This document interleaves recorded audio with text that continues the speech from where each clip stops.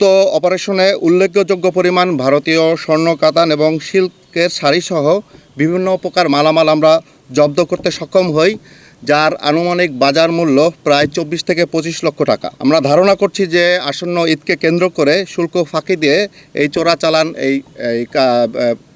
ব্যবস্থাটি অব্যাহত থাকছে।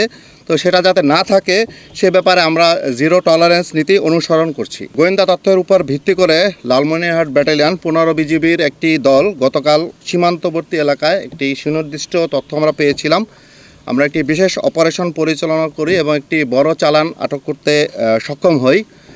উক্ত অপারেশনে উল্লেখযোগ্য পরিমাণ ভারতীয় স্বর্ণ, কাতান এবং সিল্কের শাড়িসহ বিভিন্ন প্রকার মালামাল আমরা জব্দ করতে সক্ষম হই।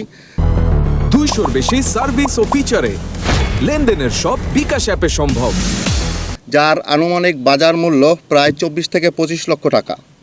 আমরা ধারণা করছি যে আসন্ন ঈদকে কেন্দ্র করে শুল্ক ফাঁকি দিয়ে এই চোরাচালান ব্যবস্থাটি অব্যাহত থাকছে। তো সেটা যাতে না থাকে সে ব্যাপারে আমরা জিরো টলারেন্স নীতি অনুসরণ করছি।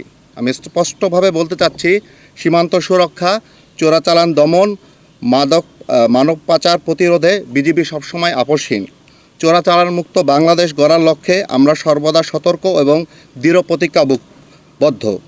সীমান্তের স্পর্শকাতর এলাকাগুলোতে আমরা গোয়েন্দা নজরদারি ও টহল কার্যক্রম আরও জোরদার করছি এবং ভবিষ্যতে আমাদের এই কার্যক্রম অব্যাহত থাকবে ইনশাআল্লাহ।